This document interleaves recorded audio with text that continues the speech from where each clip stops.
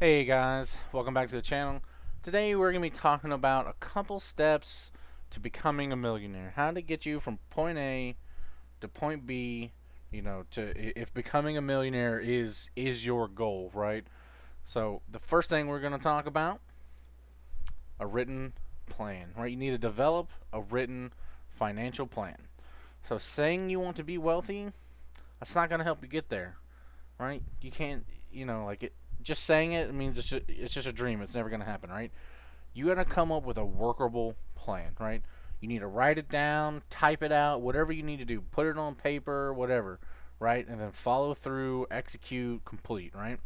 The written plan is going to force you to actually do something, right?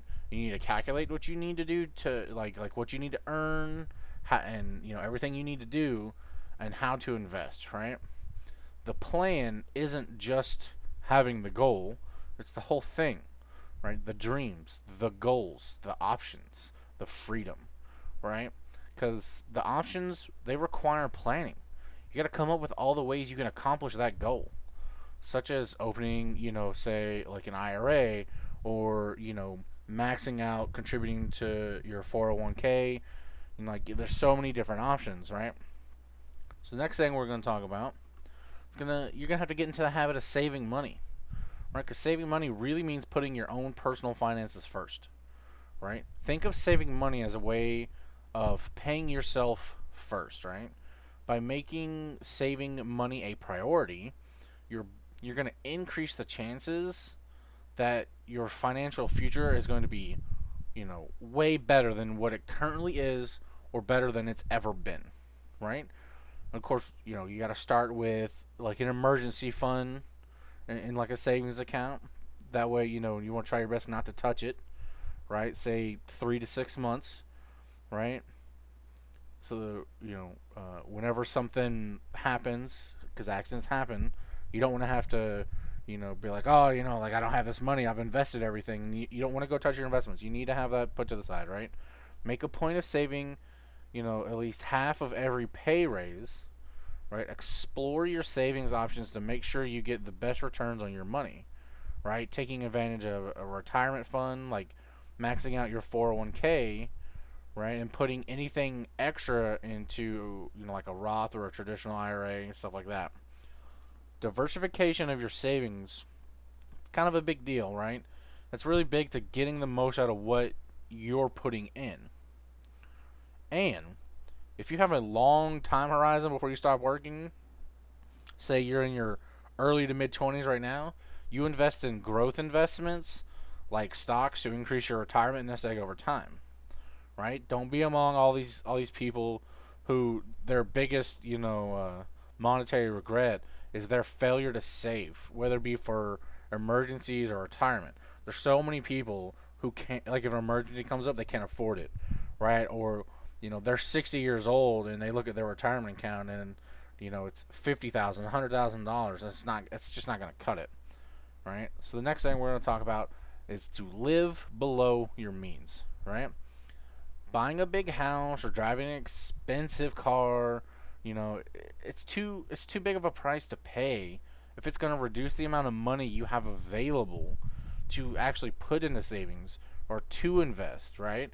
Too many people, they're conditioned to think, or to allow yourself to think, that your self-worth is somehow tied to the things you own, right? And that's not true, right? Financial success is going to be dictated, or at least to a large degree, by how you manage your money, not by overspending, right? People who are serious about becoming millionaires, um, you know, for financial security, they're less likely to use money on, like, they're not going to go out and buy expensive cars, take these, you know, grand extravagant vacations, like they're going to treat themselves occasionally when it's within budget, right? But they're not going to be doing that stuff all the time, right? And they're not going to buy a house that stretches their budget way too thin, right? Again, they're going to work within, what they can do, right? So the next thing we're going to talk about, number 4, is getting out of debt and staying there.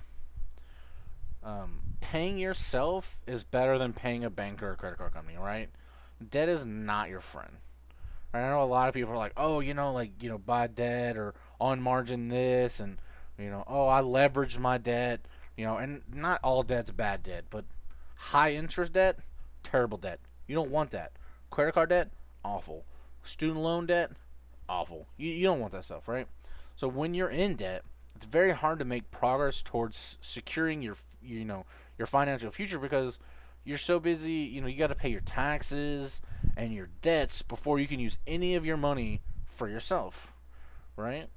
So you should avoid terrible debt like high interest car loans, high interest credit cards, student loans. If you have like a bunch of credit card bills, you need to pay them off and don't cancel them, right? But, just find one or two that have really good rewards and just use those one or two and then pay them off before, like as soon as you can.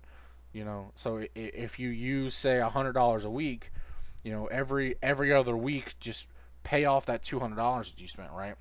Try not to put anything on your cards you can't pay off really quickly, right? Because debt's gonna hold you back, right? Like they buy like with people who have a lot of debt, they buy liabilities and they make those payments forever, right? And you don't want to be one of those people who's constantly paying debt and you can never invest in anything. Which brings us to our next topic: invest in ways that's gonna work for you, right? How I invest or how someone else invests might not be the best thing for you, right? You don't need a lot of money to start investing. You can open an account with a mutual fund company that has no load funds or low expense ratios. You can also invest your money in the stock market by using an online broker, Robinhood, E-Trade, M1 Finance. Um, I think Cash App. I think you're doing Cash App too now. And they have zero charge, zero commissions, right? So if you have the cash to buy property, you can consider investing in real estate. That's an option, but you'd have to have, the good credit score and the cash for down payment and all that other stuff, right? You can create an additional income stream by leasing a rental property and also earn over the long term through property price appreciation and depreciation and taxes. And it gets a little complicated when you get into that, right? It's best not to invest all your money in one thing, though, right? Because diversification or owning many different types of investments is less risky and it smooths out the ride. You don't want to be up $50,000 one day, down $20,000 the next day, up $20,000 the next day, down $10,000 the next day, up $30,000 the next day, down 50,000. It's just you want to smooth it out. You want less ups and less downs, right? More an even upward trajectory as best as possible, right? So you want to stick with the basics, right? A mix of stocks, bonds, cash, real estate, and not what your friends are doing, right? I'm not saying your friends don't know what they're talking about, but majority of the time is they probably don't know what they're talking about, right? Because everyone's situation is different. You're not going to be able to invest the same way I'm investing, right? I'm not going to be able to invest the same way you're investing. You think your investment plan is going to be the same as Grant Steffen's? There's no way. Let's get real, right? Your employer retirement plan is often a really good place to begin. And I know a lot of people don't have an employer 401k, but if it does, that would be where I would tell everyone to start their investing, right? It's got automatic contributions, right? You can invest without being concerned about today's news. You just let it build up and keep growing. Don't even look at it. Don't even worry about it, right? If you want to increase your investments or diversify further, you can look into like passive income opportunities such as rental properties, peer-to-peer lending. There's a whole bunch of things you can look into. Investing in different asset classes helps you weather all storms, and it calms everything down, right? Build a diversified stock portfolio, and you can reasonably expect to earn 10% annually on your equity investments over the long haul, right? In long haul, we're talking, 5, 10 plus years, right? Like we're talking, in the future. So on to the next one. This is where everyone hears this one, right? Start your own business, right? So there's a book called The Millionaire Next Door, right? By Thomas Stanley and William, I don't know, I forget how to say his last name. It's either Danko or Donko. And they say that 2/3 of millionaires are self-employed, right? And that entrepreneurs represent the majority of that group. The rest are professionals, like doctors, accountants, stuff like that, lawyers. Entrepreneurs create most of the country's wealth. One measure of that is the Forbes 400 list of richest Americans. Right? In 1984, less than half of the people on that list were self-made.